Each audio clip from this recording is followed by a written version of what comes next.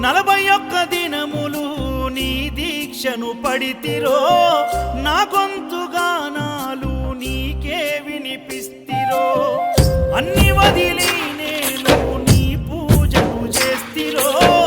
నన్ను నేను మరచి నీ సేవలో ఉంటిరో భక్తితో నీ భజన చేస్తూ బయలుదేరితి శక్తినిచ్చి నన్ను నడిపించు శబరికి నేను అలసిపోతిని నిన్ను చూడలేనని నీ భక్తుడైనా నే బాటసారిని క్షణముండలేను తండ్రి నేను తల్లడిల్లిపోతి ఈ పాదయాత్రలో నీ దరి కాననైతిని ఎంత దూరం